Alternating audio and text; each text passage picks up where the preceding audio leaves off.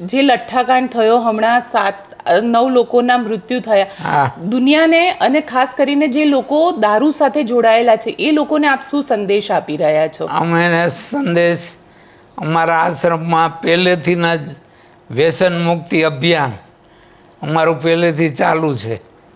એમાં ઘણા બધાને અમે વ્યસનથી મુક્ત કર્યા છે. બિલકુલ. અને અટાણે તો અમે એવી જાહેરાત કરી છે, કેમ કે મેં આજે મારી જિંદગીમાં લગભગ 12-13 કરોડ મંત્ર કર્યા છે, ગાયત્રી મંત્ર. તો મારી પાસે જમા છે. સંત શિરોમણી એવા લાલ બાપુ ઘણા દિવસથી બીમાર હતા. તેમની જે બીમારીની વાત હતી તે ઘણા બધા એમના ભક્તો સુધી પહોંચી અને લોકોમાં ચિંતા પણ થઈ. પણ અત્યારે આપણે લાલ બાપુની સાથે છીએ. એ બતાવવું છે તમને કે લાલ બાપુ હવે ધીરે ધીરે સ્વસ્થ થઈ રહ્યા છે. તેમની જે સર્જરી હતી તે સર્જરી પણ હવે પૂરી થઈ ગઈ છે. લાલ બાપુ સાથે જ આપણે વાત પણ કરીશું, કારણ કે બાપુ જય માતાજી. જય માતાજી. અને તબિયત કેવી છે આપની? તબિયત બહુ સારી છે બેન. તમે ફરીથી ગધેથડમાં દર્શન ક્યારે આપશો? બધા જ તમારી રાહ જોઈ રહ્યા છે. બસ ડોક્ટર રજા આપશે એટલે જાશું બેન. બાપુ, જે રીતે આખું જેને કહી શકાય કે લોકોમાં ચિંતા એક પ્રવૃત્તિ કે તમને તમારી તબિયત ખરાબ થઈ, અચાનક તમને અમદાવાદ લાવવા પડ્યા, બધા ભક્તોને શું કહેશો આપ? હા, એને કહેશો કે હવે ચિંતા કરતા નહીં, હું હાવ નિરોગી થઈ ગયો છું, મને કંઈ વાંધો નથી, મારી તબિયત બહુ સુધરી ગઈ છે, હવે કોઈ ચિંતા કરતા નહીં. બિલકુલ. અને દર્શન માટે લોકોને આવવું છે તો ક્યારે આવી શકે? હા, આવું હોય તો ગમે ત્યારે આવી શકે, પણ ના આવે તો અમે હમણાં આવવાના જ છીએ ને. બહુ બધા લોકો આવ્યા, બહુ બધા લોકો લખે છે કે બહુ આવ્યા, લોકોને ચિંતા ખૂબ થઈ રહી છે તમારી.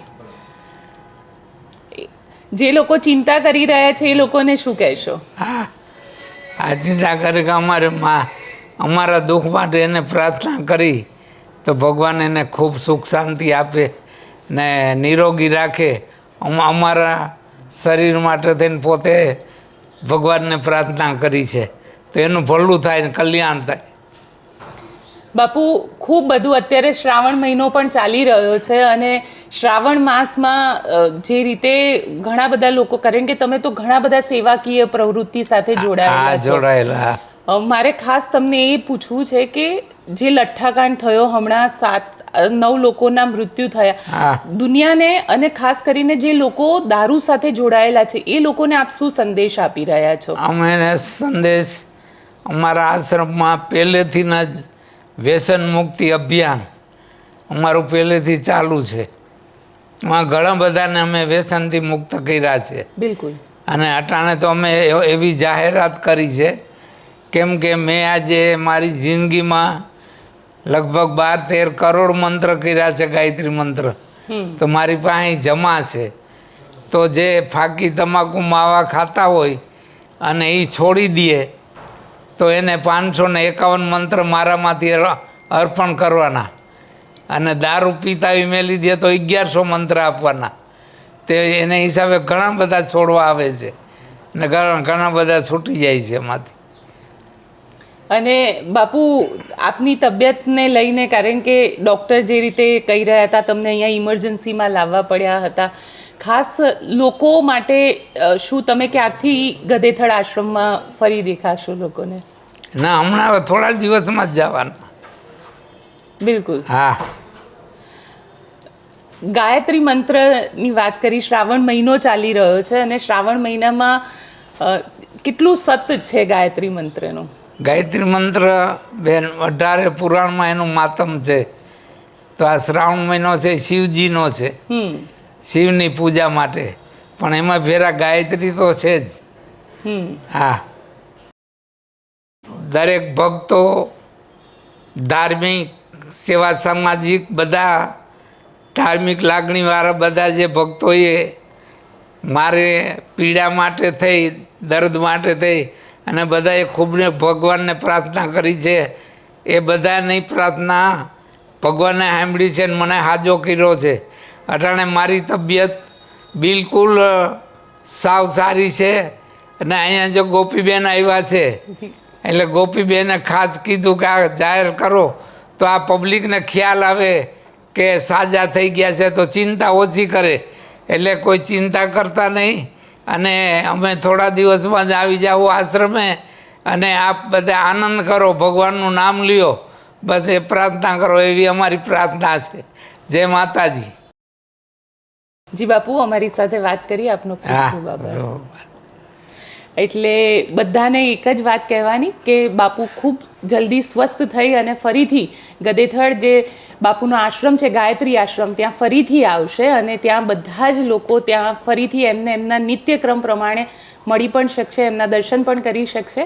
તો આપ શું કહેશો? અને બાપુની જે આ તબિયત અચાનક બગડી હતી, હવે એમને ઘણું સારું છે, તબિયત સુધારા પર છે, ડૉક્ટર પણ કહી રહ્યા છે કે તબિયત હવે સુધારા પર છે. તો જલ્દીથી તમને દર્શન માટે બાપુ ત્યાં આગળ ગદેથડ આશ્રમ મળશે. સર, એ કહું કે બાપુને શું થયું હતું, એમને અહીંયા લાવવામાં આવ્યા, હવે એમને રજા ક્યારે આપવામાં આવશે? 11 દિવસ પહેલાં બાપુને જ્યારે આશ્રમમાં હતા ત્યારે પેશાબમાં સડન નહીં લોહી આવવા માંડ્યું, અને ત્યાં ટ્રાય કરી થોડી ઘડી પણ એ બંધ ન થયું. એટલે અર્જન્ટમાં પછી બાપુને આપણી હોસ્પિટલમાં શિફ્ટ કર્યા, અને બધું ચેક કરતાં ખ્યાલ આવ્યો કે પ્રોસ્ટેટનો પ્રોબ્લેમ છે.